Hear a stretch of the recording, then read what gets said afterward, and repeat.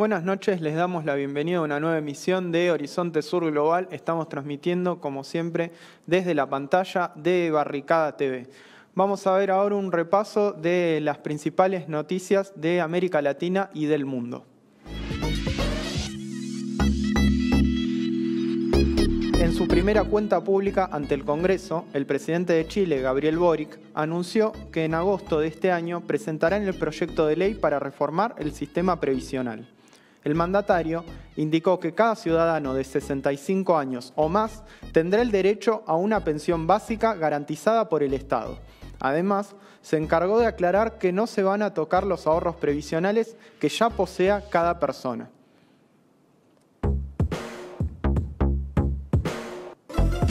El exmandatario y candidato a presidente en las elecciones del próximo 2 de octubre reprochó el presupuesto de $40.000 millones que Estados Unidos destinará a la compra de armas para Ucrania. Lula dijo que no entendía cómo Biden había aprobado ese monto mientras su país atraviesa una crisis de desabastecimiento de leche para lactantes. El mandatario norteamericano recurrió hace 2 semanas a una ley de seguridad nacional de tiempos de la Guerra Fría para agilizar la llegada de suministros al país.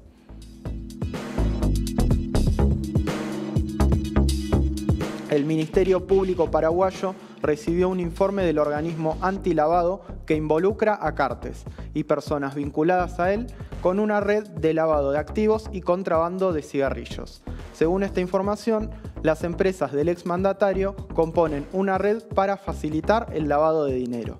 El grupo Cartes está compuesto por empresas de distintos rubros, entre las que se destaca Tabacalera del Este. Según el documento, Brasil sería uno de los destinos de las transferencias realizadas por esta empresa. La mayoría de la Asamblea Nacional Ecuatoriana resolvió remover a su presidenta, Guadalupe Llori, con los votos de 81 de los 82 asambleístas presentes. Los legisladores la acusaron de haber incumplido funciones al no haber dado paso a mociones en las que debían tratarse los pedidos de destitución en su contra. Llori, la primera mujer indígena en ocupar este cargo, forma parte del partido indigenista Pachacutic. Desde su designación había respaldado la gestión de Guillermo Lasso, lo que le generó problemas en su partido, ahora dividido en 2 facciones antagónicas.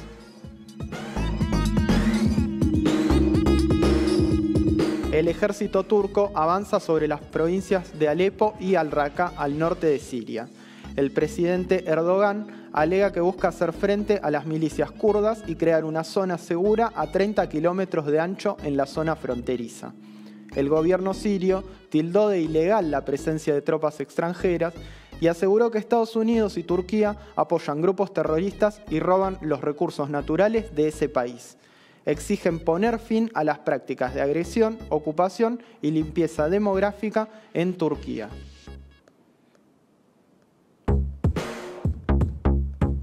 Bien, ahora vamos a ir a un breve corte. Quédense porque en el segundo bloque vamos a tener a la jefa de redacción de la agencia Sputnik Mundo, uno de los medios que sufren la censura por parte de Occidente a partir del conflicto entre Rusia y Ucrania. Vamos a un corte y seguimos entonces con Horizonte Sur Global.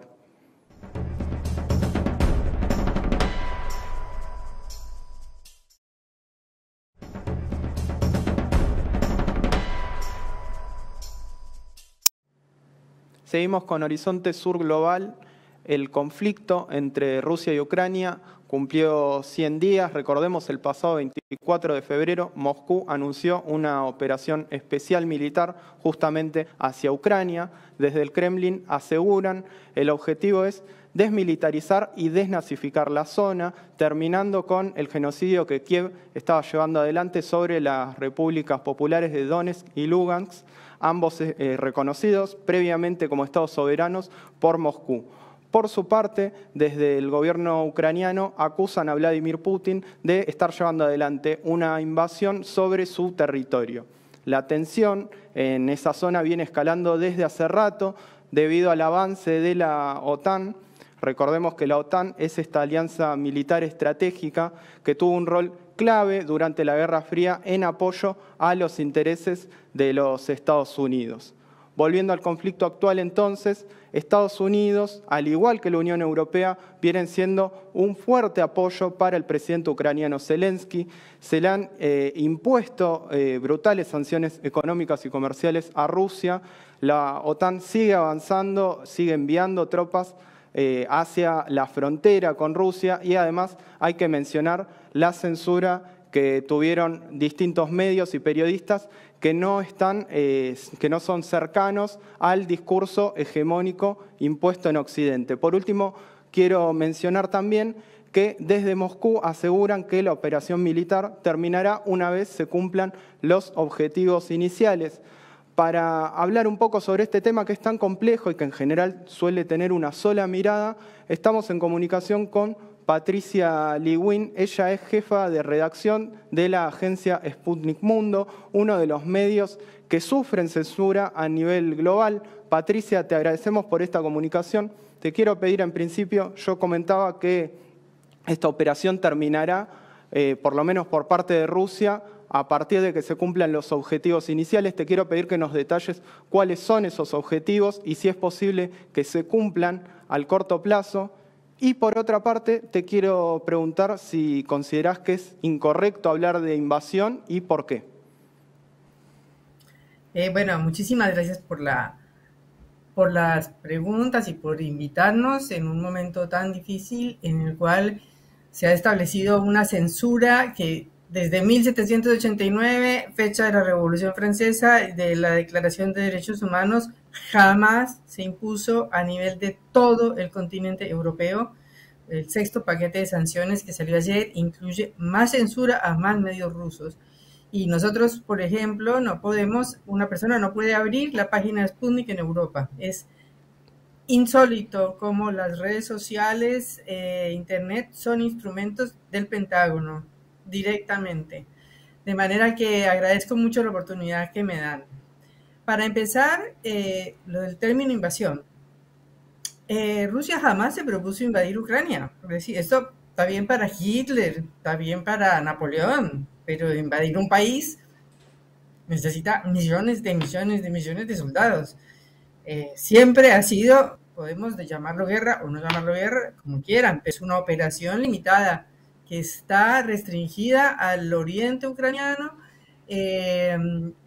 fundamentalmente centrada en las dos repúblicas que declararon su independencia, Donetsk y Lugansk, por lo que tú ya decías, es decir, desde el 2014, cuando cambia el régimen de Kiev, cambia a un régimen con un componente altísimo pro-fascista, pro-nazista, y además de eso, con una campaña tremenda de la Unión Europea, de la OTAN, de Estados Unidos, para sacar a Ucrania de su espacio natural, que es el socio natural de Rusia, como si fuera a sacar a México de su espacio natural o a Canadá de su espacio natural, de ser socios naturales de Estados Unidos.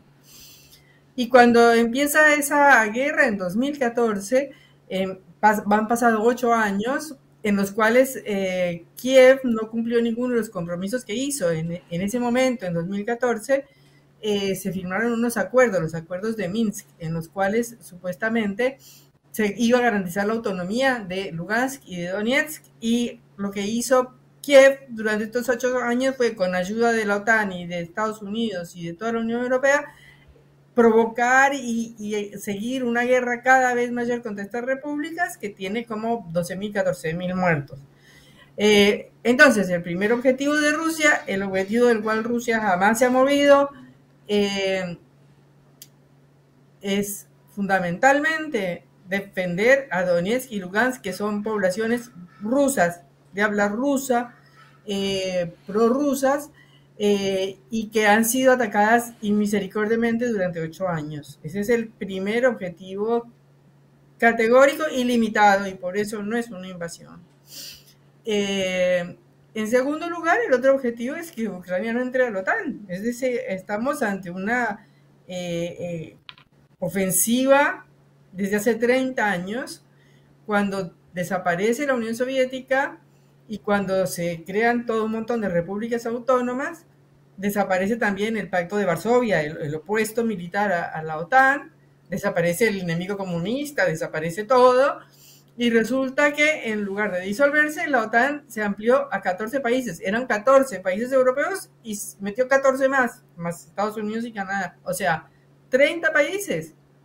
Eso es lo que ha hecho estos años la OTAN. Se recara a Rusia por todos los costados.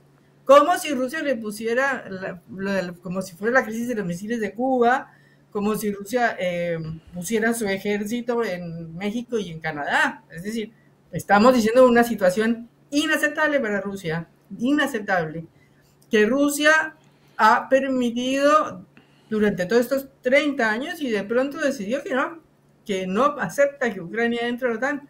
Es su punto rojo, su línea roja impasable. Entonces, son los dos objetivos y el tercero es la desnazificación. Esta es la parte menos conocida en América Latina y yo me quiero referir un poquito a ella, porque yo en 2014 estuve en Kiev y estuve en Lugansk, en Donetsk, como periodista independiente. Yo no trabajaba para Sputnik, trabajaba para la revista Semana de Colombia, la revista Proceso de México, escribí para Infobae, para La Nación, etcétera. O sea, no tenía nada que ver con ningún medio ruso. Y cuando yo llegué a Kiev, después de que había pasado la cosa esta de la Euromaidán, empecé a caminar por la avenida Khreshchatyk, se cuenta la avenida de Mayo, y llegué hasta la Plaza Maidán, como decir, la Plaza de Mayo, y toda la avenida estaba llena de tanques, de hombres en fajina, de hombres con balaclavas, de hombres vestidos de negro y unos enormes pancartas gigantes de Stepan Bandera, que es el líder nacionalista que apoyó a los nazis en la Segunda Guerra Mundial. Como decir que acá fuéramos caminando y encontráramos toda Avenida de Mayo llena de carteles de Videla. Y todos los tipos de la AAA en sus Falcon verdes, haciendo propaganda y caminando por la calle y reuniéndose. Yo estuve en una reunión de ellos para ver cómo iban y se organizaban contra Donetsk y contra Lugansk.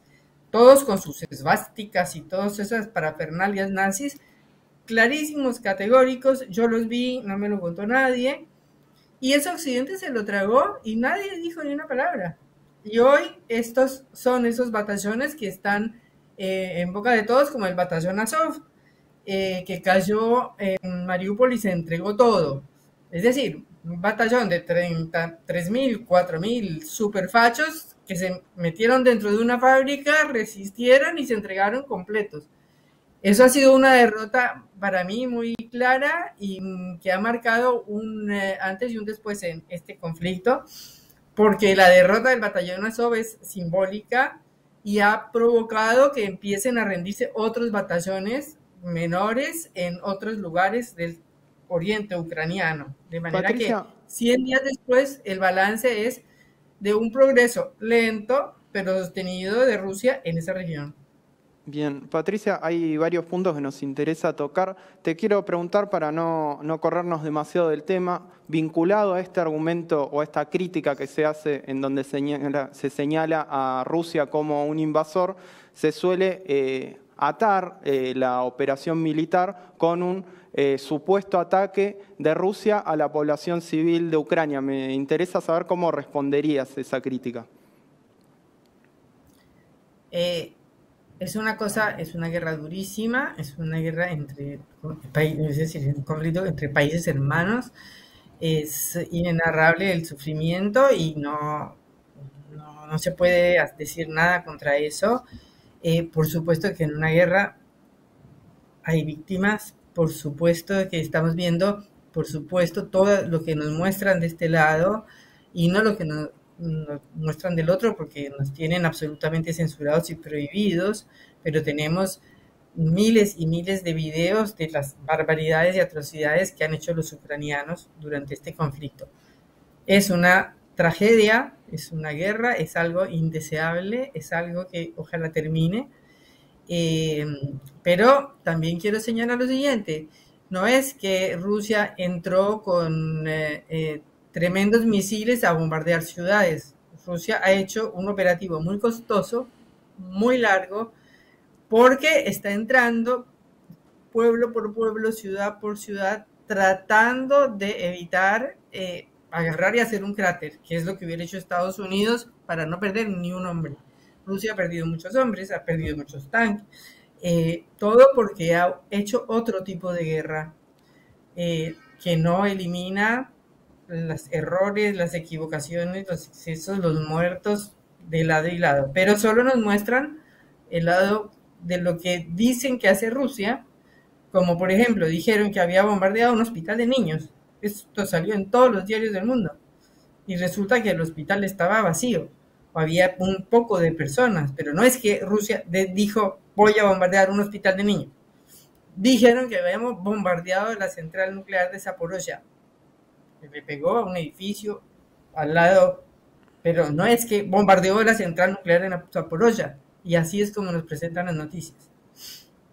Patricia, así como Estados Unidos y la Unión Europea impusieron distintas medidas de sanciones económicas y comerciales, la contracara es que Estados Unidos envió apoyo directo al gobierno ucraniano, lo cual incluye un aumento en el presupuesto militar y un envío directo de armas. Te quiero consultar si esto pone en peligro el fin de la guerra y si además esto puede cambiar el rumbo, ¿no? ¿Qué intereses tiene Estados Unidos en que continúe esta guerra? Esta guerra solo existe por Estados Unidos. Esta es una guerra directa de la OTAN contra Rusia, ¿no? De la OTAN contra Rusia hasta el último ucraniano. Esa es la realidad. Pero si existe y se mantiene y se sostiene esta guerra es porque Estados Unidos está diciendo que se sostenga y se mantenga esta guerra y la está financiando y le está dando 54.000 millones de dólares en armas. Le están mandando todos los países de la OTAN armas, pero no la OTAN. Entonces dicen la OTAN no está metida, la OTAN no tiene un pie, pero no es el pie, si ya sabemos que Estados Unidos hace todas las guerras por encargos, subrogadas, y que no puede perder un soldado porque viene de una derrota catastrófica como es Afganistán y como fue Vietnam. Entonces, es una guerra dirigida del Pentágono de arriba a abajo, y lo único que hacen es alimentarla, porque les importa un comino que mueran los ucranianos, les importa un comino. Lo único que quieren es utilizarla para desgastar a Rusia. Ese sería, tu hipótesis es que el objetivo o los intereses que tiene Estados Unidos tienen que ver con desgastar a Rusia. Totalmente. Ese sería el objetivo principal, digamos. Totalmente. Quiero ir por el lado de las sanciones, como decía, hay varios temas para contar. Quiero pedirte que le detalles a la gente que está mirando de qué se tratan las sanciones comerciales impuestas a Rusia, cómo afectaron al país y a su vez, como respuesta a Vladimir Putin, cambió, digamos, y realizó un cambio en la exportación de bienes y servicios de Rusia, exigiendo o cambiando el modo de pago de estos por la moneda rusa. También quiero pedirte que nos cuentes qué impacto tuvo. Por supuesto que las sanciones son gravísimas. Han cortado todos los medios financieros, sin hablar de todo lo que afecta directamente a la población, que no puede volver a salir, que no puede volver a ir a Europa. Es decir, en los últimos 30 años, yo creo que todos los que viven, por lo menos en el occidente de Rusia, fueron a Europa. Es decir, desde el primer año que se te acabó la tarjeta de crédito en adelante, son todo cuestiones que creo que afectan muchísimo a toda la población rusa. Pero creo que Rusia ha logrado responder con algunas medidas, como por ejemplo exigir el pago en rublos, lo cual hizo que el rublo se fortaleciera una barbaridad, que estaba como a 70 más o menos antes de la invasión, llegó como a 140 y ahora bajó otra vez a sus niveles de antes o menos.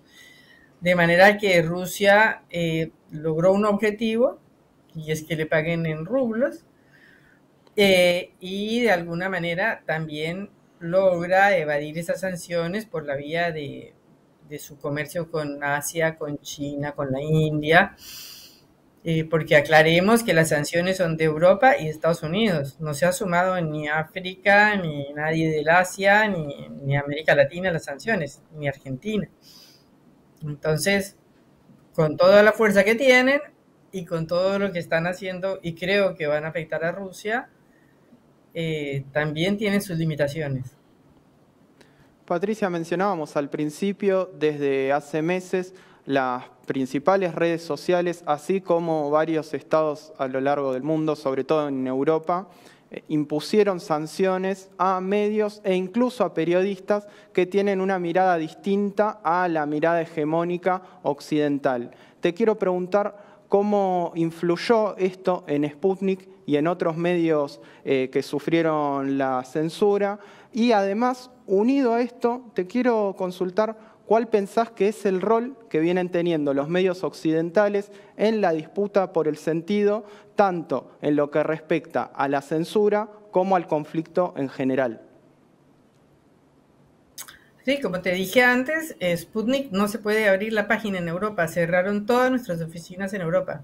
Si antes, por decirte una cifra, pero no exactamente, pero si teníamos 1 millón de vistas un día en Francia, ahora tenemos 900. Es decir, es imposible entrar a la página. Eso no se vio nunca. Y no solo a Sputnik, sino a RT, y han ampliado la medida a otros medios rusos. Por ejemplo, desde Uruguay, si yo no estoy en la oficina, yo no puedo entrar a mi correo corporativo. ¿Por qué? Si tengo Antel, una empresa estatal uruguaya que me provee de internet, no puedo entrar a mi correo corporativo. De nadie, ¿no? Ninguno. Nuestros periodistas han sido etiquetados en sus, en sus redes sociales, en Twitter, por ejemplo, y les ponen una etiqueta que dice medio controlado por el gobierno ruso, y no hacen ningún comentario político, no sacan nada de Sputnik, hacen comentarios de fútbol, de cocina, de cualquier cosa, del clima, y están etiquetados, lo cual es un ataque laboral, es un ataque individual a un periodista por el hecho de trabajar en un medio. ¿Y qué culpa tiene ese periodista de la línea editorial de ese medio que no decide él? De manera que ha sido muy grave. Y en cuanto a los medios occidentales, bueno, qué decir, son instrumentos de una guerra, hay un control total de la información. Hay un informe de un periodista norteamericano muy conocido que dice que se están utilizando informes de inteligencia del Pentágono, de la CIA, de todo esto, sin verificar, y se los pasan a los medios para que los medios los distribuyan, y por ahí si le invocan bárbaro, y es para hacer operaciones de inteligencia. Esto es un informe, esto no lo digo yo, pero quiere decir que los grandes medios son parte de la maquinaria de guerra y se prestan, a pesar de que sea algo antiético, a repartir una noticia no verificada para hacer una campaña a favor de su gobierno. De manera que es gravísimo. Y bueno, y obviamente las redes sociales están absolutamente vinculadas al Pentágono, es decir, no, la dirigen 3, 4, 5 multimillonarios que son los dueños, y tienen una asociación directa, es decir, discuten todos los días porque si no, no les dan contratos. Patricia, es muy interesante que lo puedas contar acá. No quiero terminar esta entrevista sin preguntarte por el avance de la OTAN, un poco apelando también a tu rol como analista.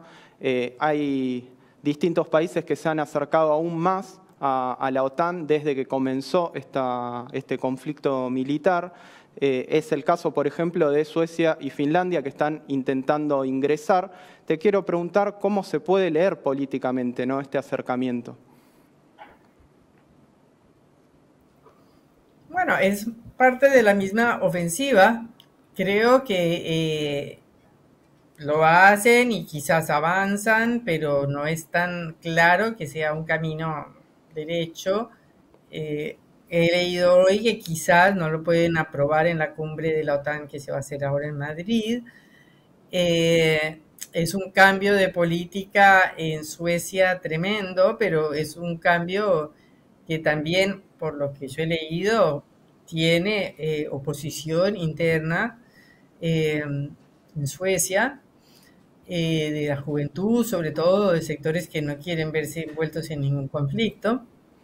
Y lamentablemente lo que nosotros vemos es que la izquierda supuestamente socialista o supuestamente socialdemócrata europea, no solo la que es parte de los gobiernos socialdemócratas, sino la izquierda de ellos, está absolutamente comprometida con la OTAN, pidiendo armas para la OTAN, de la OTAN para Ucrania. Cosa que también aquí pasa en Argentina en algunos pequeños sectores de izquierda, lo cual es borrar todos los límites, porque se puede discutir que la guerra es terrible, que se tiene que terminar la guerra, todas las consideraciones. Lo que uno no puede pedir si se considera una persona medianamente progresista es armas de la OTAN para Ucrania. Sin duda. Patricia, ha sido muy interesante, tocamos muchos temas, pero nos parece importante mostrar una postura que está literalmente censurada, ¿no? Todos los medios, como decíamos, y comunicadores, comunicadoras que no se alinean de lleno con el discurso de la Casa Blanca, bueno, sufren algún tipo de persecución. Así que te agradecemos mucho por esta comunicación. Bueno, a ustedes por precisamente ayudarnos a difundir otra cara. No se trata de que nadie esté a favor, se trata de que escuchen no solamente la voz del Pentágono y la voz de la OTAN, sino la voz de Rusia. Y después cada uno puede tomar sus opiniones, decisiones, pero tiene que tener la información. Sin duda. Desde acá vamos a una breve pausa y seguimos con más Horizonte Sur Global.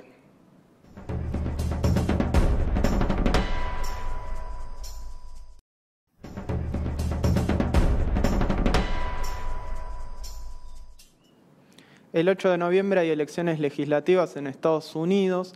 Para contarnos un poco sobre el contexto y además sobre las disputas internas, estamos en comunicación con la periodista Ana Dagorret de ARG Medios para realizar la columna semanal que vienen haciendo. Ana, te agradecemos por la comunicación. Te quiero preguntar qué estrategia, para iniciar, ¿no? ¿Qué estrategia viene llevando el Partido Republicano, teniendo en cuenta que hoy no ocupa la presidencia y que además es minoría en ambas cámaras? Hola compañeros, ¿cómo están? Muchas gracias por la presentación. Y bueno, comentarles que en principio la estrategia que viene llevando adelante el Partido Republicano tiene que ver con continuar con este discurso, ¿no? De que las elecciones del año 2020 fueron elecciones fraudulentas.